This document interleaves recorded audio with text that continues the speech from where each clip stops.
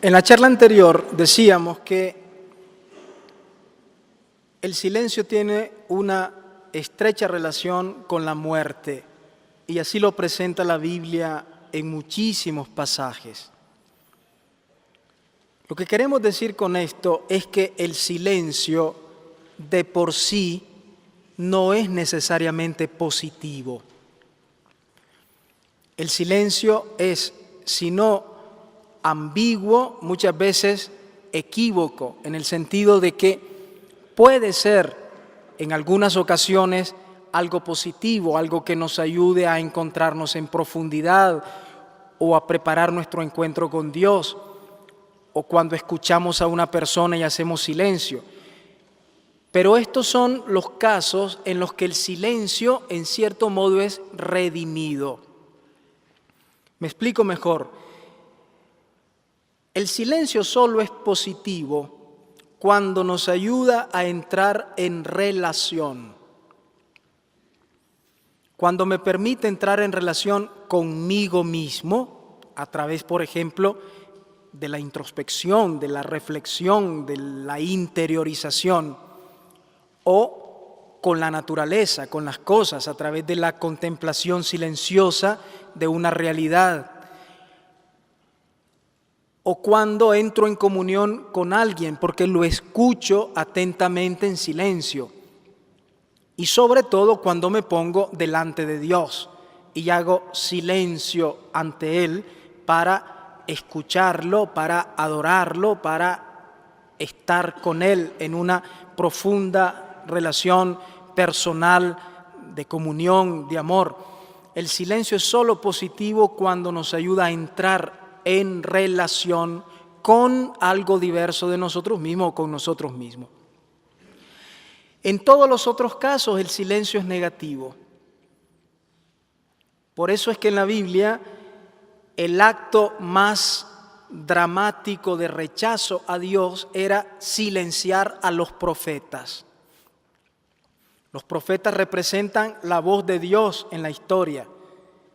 Son los portavoces de Dios en medio de los hombres. Y sin embargo, la sociedad, los hombres, hacen callar a los profetas. Y conocemos innumerables historias en la Escritura donde los profetas son silenciados. Silenciar a un profeta es rechazar directamente a Dios, expulsarlo de una sociedad, de un lugar donde no cabe su presencia, sus exigencias. Habíamos concluido diciendo, por tanto, que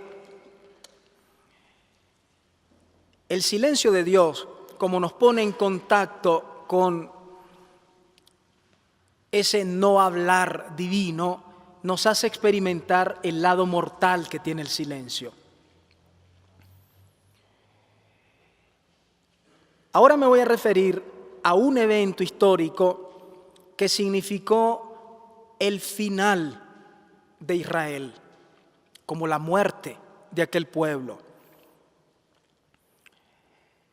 Me refiero al exilio, cuando el ejército babilonio, un ejército extranjero pagano, después de asediar por mucho tiempo la ciudad de Jerusalén, incendió la ciudad, dejó en llamas el templo, se llevó a Babilonia a la gente más importante de la sociedad, murió gran parte de la población y el pueblo contempló aterrado lo que nunca creyó que iba a ocurrir. El lugar santo que el Señor había elegido como morada de su gloria, el templo, había sido destruido, estaba en llamas. Era como si la presencia sacramental de Dios no existiera ya en Israel. El rey, a quien el Señor le había hecho la promesa de que uno de su descendencia se sentaría siempre en su trono, fue deportado con la gente más importante de la sociedad. Por lo tanto, las promesas de Dios parecían derrumbarse. El pueblo empezó a preguntarse, o nos hemos engañado, o Dios no existe, o es una divinidad más débil que los dioses de los pueblos paganos. Fue una auténtica experiencia de muerte en la que no solo se perdió la unidad nacional, la unidad religiosa y étnica de Israel, sino que entró en crisis la identidad religiosa, la fe más profunda del pueblo de Dios. El exilio fue un entrar en la muerte.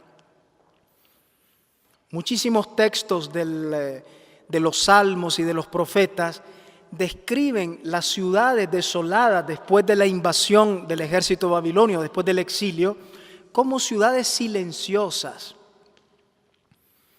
Hay una expresión que utiliza Jeremías y utiliza Ezequiel también cuando dice: ya no se oye el canto del novio, el canto de la novia, los cantos nupciales. Es decir, la alegría de la boda, el inicio de la vida que se celebra en una fiesta de matrimonio. La vida ha sido arrancada de Israel. El exilio es la muerte del pueblo. El libro que mejor describe la experiencia espiritual que vivió Israel es el libro de las Lamentaciones. Es un pequeño librito que encontramos en el Antiguo Testamento que tiene 5 capítulos. El autor no es Jeremías, como tradicionalmente se ha creído. El libro fue posterior a Jeremías, en los primeros años del exilio. El mismo estilo literario, el vocabulario que utiliza no es el del profeta Jeremías. No conocemos a su autor. Es un extraordinario poeta y un hombre de una gran profundidad espiritual. Yo voy a leer un par de textos de las Lamentaciones para que contemplemos un poco aquello que para este libro de la Biblia es la única actitud sensata del hombre cuando se ve inmerso en la muerte. Y ahora no nos referimos simplemente a la prueba de una persona, por muy dramática que sea, es un individuo, es la muerte del pueblo de Dios. En el fondo el exilio era la negación de Dios mismo. Esta es la gravedad que tiene el exilio y lo paradójico de esta experiencia histórica. Es como si Dios mismo se negara, desaparecía del horizonte de Israel ese Dios de las promesas, de la fidelidad, del amor inquebrantable. ¿Cómo empieza el libro de las Lamentaciones en el capítulo 1? Qué solitaria ha quedado la que era una ciudad populosa. Se ha convertido en una viuda la que era grande entre las naciones. Llora sin cesar por la noche y las lágrimas bañan sus mejillas. Ninguno puede consolarla. Lo que decíamos ayer, ¿por qué ninguno puede consolarla? Porque si el Señor no consuela, no hay consolador.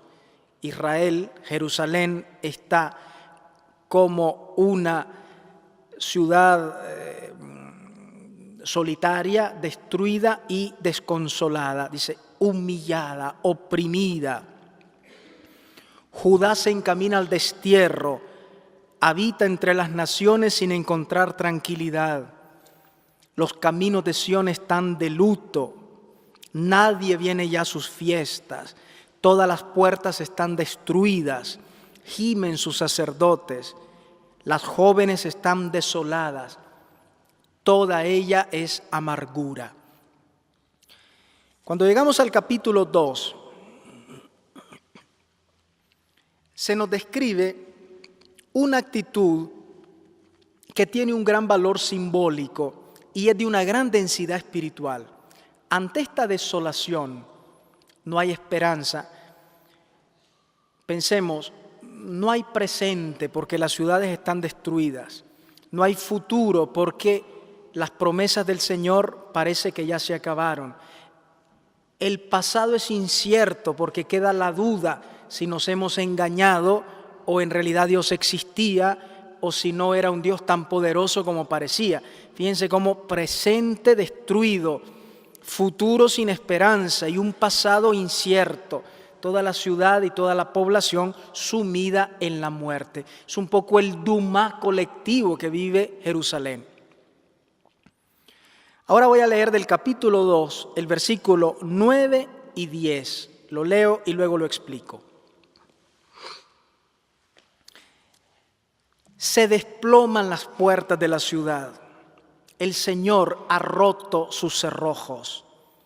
Sus reyes y príncipes van entre los paganos.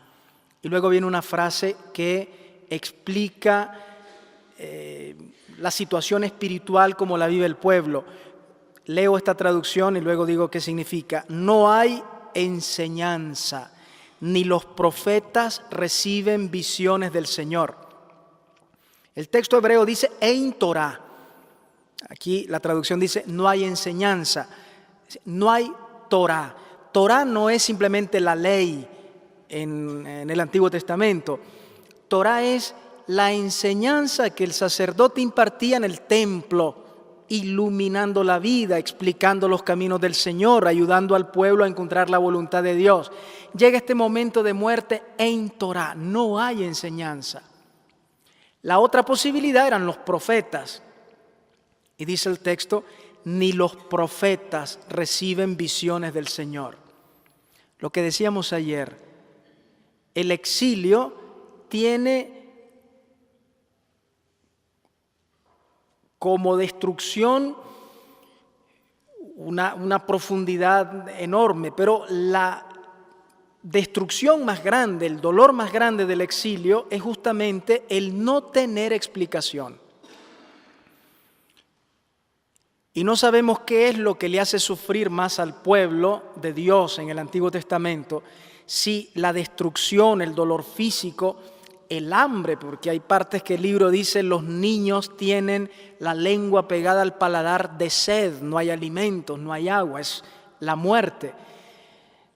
Pero lo más doloroso es que no hay explicación. ¿Recuerdan lo que decíamos ayer?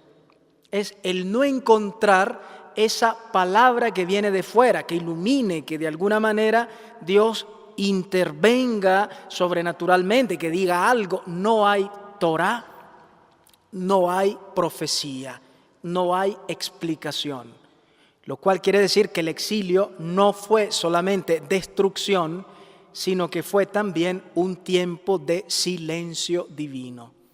Y probablemente esto fue lo que hizo sufrir más al pueblo de Israel. No había explicación de parte de Dios. Llegamos al versículo 2:10. Aquí se habla de los ancianos de Sión. Los ancianos de Sión son los dirigentes del pueblo, probablemente sacerdotes, ellos también, que explicaban al pueblo en el templo. Ahora no hay templo, pero tampoco tienen palabra que pueda explicar tanto dolor. De nuevo nos encontramos ante los dos caminos. O decimos no hay Dios, o como creyentes nos aferramos al único Dios vivo y entramos en ese camino de la muerte con la certeza que Dios nos sacará a la vida.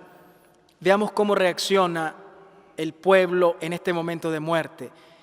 Los ancianos de Sión, que antes explicaban la Torá, que eran los que consolaban, instruían, enseñaban al pueblo, dice el versículo 10, están sentados silenciosos en el suelo. Los ancianos de Sión han echado ceniza en su cabeza, se han vestido de luto, humillan su cabeza hasta la tierra también las jóvenes de Jerusalén. En aquel momento de muerte, los ancianos de Sión, que no tienen palabra, entran en el silencio. Es como si aquella experiencia de muerte la aceptaran y entran en la muerte. Sentarse en el suelo, no encima de un tapete o una alfombra, sino al contacto directo con el suelo, con la tierra, era ponerse en contacto con el borde superior del Dumá. Era un gesto simbólico de entrar en la muerte. Estamos en la muerte, Y por lo tanto, en vez de una palabra blasfema contra Dios, como podría ser la de un impío o la de un ateo, un pagano, los ancianos de Sión se sientan en el suelo, al contacto con el Dumá, como queriendo entrar en la muerte. Y este gesto lo hacen en forma silenciosa. Por eso lo que explicábamos antes del silencio. ¿Qué quiere decir el silencio de los ancianos de Sión? Ellos representan a toda la totalidad del pueblo, a la colectividad entera de Israel. ¿Por qué están en silencio? Primero porque rechazan la palabra blasfema contra Dios. Y en segundo lugar, porque asumen la postura de un cadáver. Es un gesto simbólico. Callan, no tienen palabra que decir. Se quedan inmóviles como alguien que ha entrado en la muerte y se sientan al contacto con el Dumá, con el borde superior del Sheol que estaba debajo de la tierra en la imaginación hebrea. Se echan ceniza en la cabeza. En la Biblia la ceniza indica el final de la vida humana. Al polvo volverás, recuerdan de Génesis 3. El entrar en contacto con aquel material que indica la destrucción de la vida humana. Y se cubren de ceniza. Y utilizan un vestido de luto. El vestido de luto en la Biblia, como en nuestras sociedades también, el vestido negro, como recuerdo de los muertos, en la Biblia indica la dimensión pública del dolor. Es decir, el dolor que llevo en mi corazón lo manifiesto con el vestido que me pongo. Están con un vestido de luto, de sayal, también a veces rasgarse el vestido era señal de un corazón destruido, del dolor. Se rasgaban el vestido, indicaban el dolor que les hería por dentro, o un vestido de sayal, de luto, que indicaba el dolor públicamente. Fíjense todos los gestos, sentados en el suelo al contacto con el Dumá, la ceniza que les cubre la cabeza, el vestido de luto. Esta es la única actitud sensata. Renuncian a la palabra ofensiva contra Dios y aceptan la muerte. El gesto se convierte en un acto penitencial al mismo tiempo. En el fondo es decir, Señor, no tenemos explicación de lo que ocurre, pero sabemos que es por nuestras culpas que estamos en esta situación y entramos en la muerte. Toda una actitud de abandono que en el fondo es una profunda actitud de fe, porque indica que en todo momento tienen delante y presente su experiencia de Dios, el Dios que no callará para siempre, el Dios de la vida. Y por eso incluso el momento de la muerte se puede convertir en vida para Él.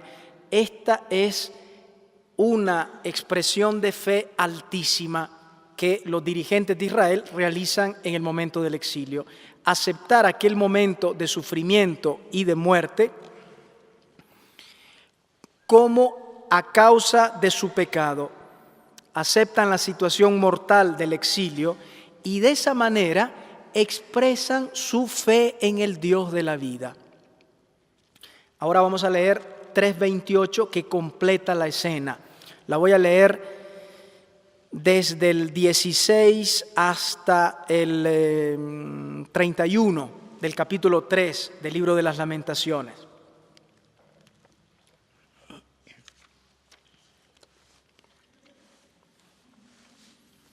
El capítulo 3 de las Lamentaciones es el centro del libro. Tiene 5 capítulos, el tercero está en el centro.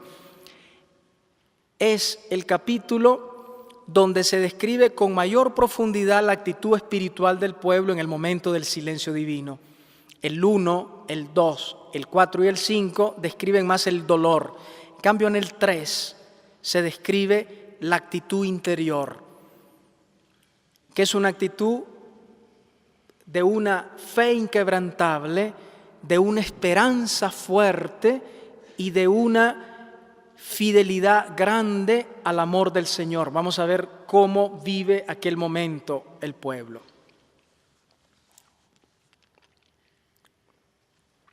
Voy a leer de unos versículos atrás, desde el 13.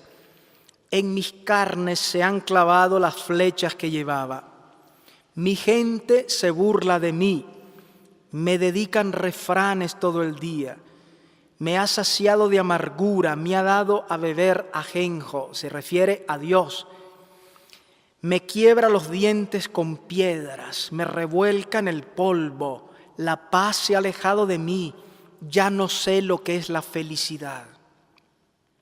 Pensé, se ha agotado mi fuerza y mi esperanza en el Señor. Nosotros decimos, la esperanza es lo último que se pierde. Israel fue lo primero que perdió. Ya mi esperanza en el Señor y mis fuerzas se han agotado. Es llegar al límite de las fuerzas y de la vida. En ese momento, Israel se aferra a lo único que tiene, y es el recuerdo. Alimenta la memoria. O utilizando el lenguaje de San Juan de la Cruz, diríamos, purifica la memoria. Porque en este momento de lo único que se acuerda es de las burlas, de la amargura, de las flechas clavadas en mi cuerpo, del quebranto físico, del dolor moral. Es lo único que me recuerdo. Y en el versículo 19, como que el autor de las Lamentaciones se da cuenta que la memoria se puede purificar, que se puede cambiar el programa interior, y se aferra a lo único que en aquel momento le queda, el recuerdo de lo que Dios ha hecho por nosotros. Y dice el versículo 19, el recuerdo de mi desgracia y mi amargura es ajenjo y veneno, constantemente lo recuerdo y me encuentro deprimido. Pero hay algo que traigo a la memoria y me da esperanza. Se purifica la memoria y surge una esperanza nueva en el momento de la muerte. El amor del Señor no se acaba, ni se agota su misericordia. Cada mañana se renueva. Qué grande es tu fidelidad. Y me digo, el Señor es mi herencia, por eso espero en Él. El Señor es bueno para quien confía en Él, para quien lo busca. Estas son de las palabras más altas que podemos escuchar en la Biblia como experiencia espiritual. En el momento de mayor dolor, en el límite de la muerte, Israel es capaz de decir, pero hay algo que todavía me da vida en este momento de dolor. El Señor es bueno. Su amor se renueva cada mañana. Su misericordia no se agota. Es grande su fidelidad. Y me digo, el Señor es mi herencia, por eso espero en Él. Noten cómo en el momento de la muerte, este orante alimenta su interioridad, como queriendo salir a flote en medio de aquella muerte. Ha hecho la experiencia de Dios en medio de la ausencia. Se ha aferrado a lo único que le quedaba, el recuerdo de lo que Dios ha hecho antes. Y dice, su fidelidad es eterna. Dios tiene que seguir siendo el mismo. En este momento de muerte, que hemos visto que ya ha sido aceptada en silencio, con todos los gestos de luto, en aquel momento de muerte es posible hacer una experiencia de Dios, la experiencia de su amor y de su fidelidad. Y leemos ahora del 25 al 28. El Señor es bueno para quien confía en Él, para quien lo busca. Y dice el versículo 26, es bueno esperar en silencio la salvación del Señor. Es bueno que el hombre sea dócil desde su juventud, que esté solo y silencioso cuando la desgracia cae sobre él, que se humille hasta besar el suelo, pues quizá exista esperanza, que ponga la mejilla a quien lo golpea y a quien lo llena de ofensa, porque el Señor no rechaza a los hombres para siempre. Esta es la experiencia más alta espiritualmente hablando del pueblo de la Biblia. ¿En qué consistió la experiencia de Dios en el exilio? No tanto en la aceptación del dolor. Lo que hace que este momento sea experiencia de Dios no es el dolor. Lo que hace que este momento sea experiencia de Dios es el descubrimiento de su presencia allí donde parece no estar. Hacer de aquel momento de ausencia presencia intensa y comunión fuerte con Él. Es más que soportar, no es simplemente mortificación.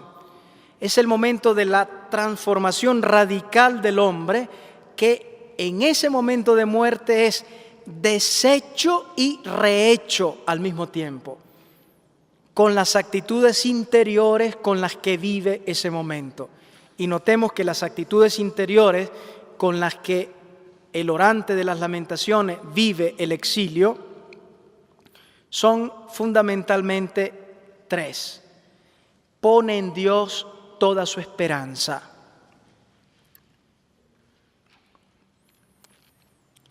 Expresa su fe en el Dios de la vida y se apoya en el inquebrantable amor del Señor. Son tres las actitudes que hacen que el exilio, como experiencia de muerte, se vuelva experiencia de Dios. La fe, el amor y la esperanza. Con estas tres actitudes, el orante del exilio vive aquel momento de muerte como teofanía. Eso solo un creyente lo puede hacer. Con la esperanza, el amor y la fe, en el momento de la muerte, el hombre deshecho vuelve a ser rehecho, gracias a la acción de Dios. Es auténtica experiencia de Dios. El momento de muerte se convierte en un momento hondo, sobrio, de creer, de amar y de esperar. En síntesis, la gran lección del libro de las Lamentaciones es que solamente estas tres actitudes espirituales nos hacen vivir el momento de la noche, de la prueba, del dolor y de la muerte como experiencia de Dios. Esto es lo que San Juan de la Cruz le llama la noche oscura. La noche oscura en San Juan de la Cruz no es el dolor, no es la mortificación, no es ni siquiera la privación. La noche oscura en San Juan de la Cruz es auténtica experiencia de Dios. Es el descubrimiento de Dios, es una auténtica presencia intensa y comunión fuerte con Dios ahí donde parece no estar, en el momento de la oscuridad, de la negación y de la muerte. Es una profunda actitud teologal la que las Lamentaciones nos presentan como la única actitud sensata para vivir como experiencia de Dios un momento en que todo parece negar su presencia. Si recordamos el texto, mi esperanza en el Señor. Su misericordia no se acaba. El Señor es bueno con todos los hombres para quien confía en Él. Apoyo en el amor del Señor. Fe inquebrantable en el Dios de la vida y esperanza fuerte puesta en Él, alimentada con la memoria de los hechos del pasado. Solamente con estas tres actitudes espirituales, esta experiencia se vuelve verdadero encuentro con Dios en el momento del silencio y de la muerte. Ahora quiero referirme a la actitud anterior de los ancianos sentados en silencio en el suelo, con el polvo de la ceniza en el rostro y con el vestido lleno mostrando el dolor interior. En el fondo, ¿qué es lo que han hecho? Delante de aquel momento que se presenta mortal, Israel entra en la muerte con la fe puesta en el Dios de la vida, y ese camino de muerte se convierte en un sendero que lleva a una nueva experiencia de Dios. Algo parecido hizo Israel poco después de salir de Egipto. Fue la gran prueba del pueblo de Dios, fue como su bautismo y su primer acto de fe, y ha quedado como modelo de todo acto de fe, de toda verdadera actitud teologal de fe, amor y esperanza. En el capítulo 14 del libro del Éxodo se describe el primer obstáculo que Israel encuentra después de la salida de la esclavitud, el mar. Detrás está el faraón con sus carros y sus soldados persiguiendo a Israel. Delante está el mar que no deja pasarlo. El Señor le ordena a Moisés que extienda su mano, Moisés lo hace y el mar se abre. Y el pueblo tiene que entrar en la muerte de aquellas aguas tenebrosas, porque es de noche, así lo describe el texto, y al mismo tiempo el cúmulo de aguas, que en la Biblia significa el caos. Entrar en las aguas es morir. A Israel le quedan dos opciones: o quedar paralizado por el miedo, o volverse a Egipto y ser presa del faraón, o arriesgarlo todo entrando en el mar. Optan por la tercera posibilidad e Israel entra en el mar. Era entrar en la muerte, arriesgando toda su existencia. Es el primer acto de abandono y de confianza total en Dios. Entrar en la muerte de las aguas y de la oscuridad. El pueblo atraviesa el mar y se encuentra al otro lado de la orilla. ¿Y cómo termina el capítulo 14? Los israelitas vieron cómo el Señor había golpeado prodigiosamente a los egipcios, y el pueblo creyó en el Señor y en Moisés su siervo. Es el primer acto de fe que realiza Israel, entrando en la muerte con la confianza puesta en el Señor. Notemos que tanto en la experiencia del exilio, como lo describen las Lamentaciones, como en el paso del mar, no hay explicación posible.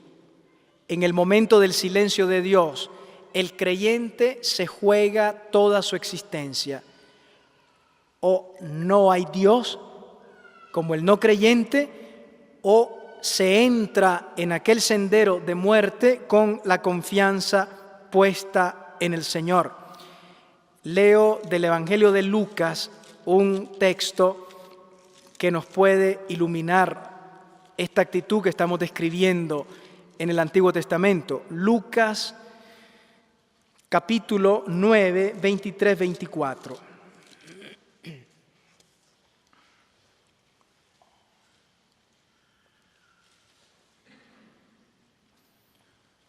Jesús se puso a decirle a todo el pueblo: el que quiera venir en pos de mí, que renuncie a sí mismo, que cargue con su cruz de cada día y me siga. Porque el que quiera salvar su vida, la perderá. Pero el que pierda su vida por mí, ese la salvará. Es el acto supremo de abandono y de confianza en el Dios de la vida. Termino diciendo algo de lo que yo estoy convencido. ¿Cuál es el querigma de toda la Biblia? Si quisiéramos resumirla en una frase, en un mensaje condensado, sintético. El gran mensaje, el querigma bíblico, tanto del Antiguo Testamento como del Nuevo, es que Dios puede hacer surgir la vida en medio de la muerte. Este es el gran mensaje de la Biblia. Desde la primera página hasta la última, un Dios comprometido en dar la vida a los hombres. Leo, por ejemplo, de la carta a los Romanos, un texto en el que Pablo habla de la fe de Abraham. Y dice, con otras palabras, la fe que tuvo Abraham es la misma fe que tenemos nosotros. Creyó en un Dios que era capaz de dar la vida aún en medio de la muerte. Leo el texto y vemos cómo hay una gran relación entre la fe de Abraham y la nuestra.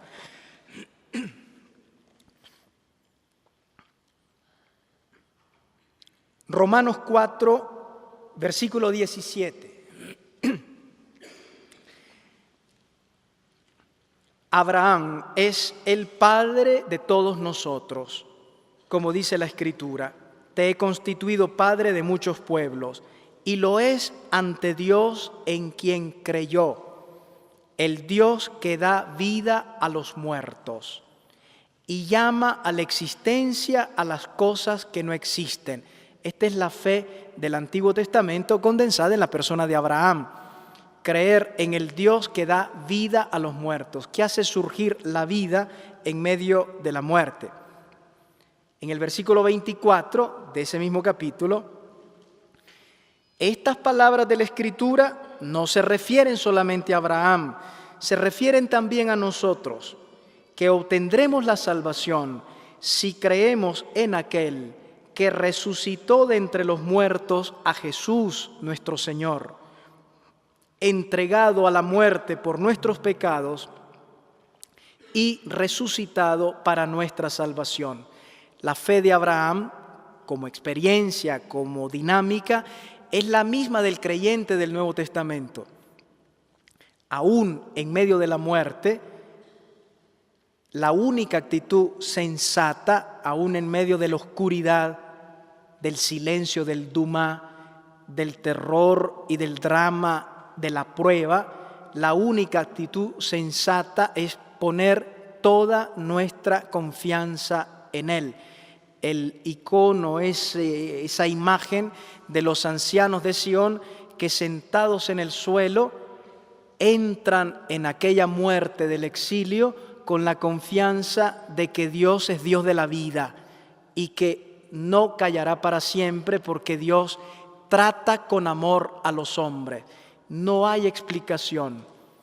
Lo único que el creyente bíblico encuentra en ese momento de silencio y de dolor es la posibilidad de encontrarse con Dios aún allí donde parece ocultarse y no estar. Concluyo como síntesis de todo lo que hemos dicho, lo que dije al inicio de esta noche. Experimentar a Dios ausente o silencioso es ya una forma de relacionarse con Él.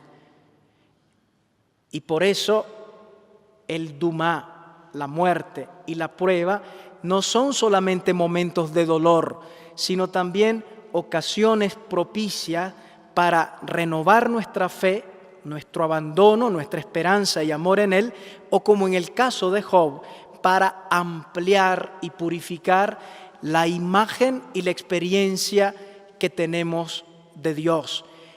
La experiencia de Dios no solamente se da en lo positivo, cuando todas las cosas salen bien, cuando todo nos resulta como lo hemos planeado, cuando todo es positivo y bueno en torno a nosotros, es fácil experimentar a Dios, descubrir sus caminos, agradecerle y entrar en relación con Él. Pero cuando todo parece contradecir su presencia, todo se vuelve oscuridad, cuando nos resulta todo contrario a nuestros planes, cuando se nos caen las seguridades más fuertes de nuestra vida, cuando perdemos lo más querido, en ese momento todo se vuelve caos, todo se vuelve exilio. Y la Escritura nos enseña cuál es la única actitud sensata del hombre creyente. Ahí creer, amar y esperar, poniendo toda la existencia en sus manos. Explicación no hay, pero sí hay algo mucho más grande, la posibilidad de encontrarse con Él, allí donde parece que no es posible.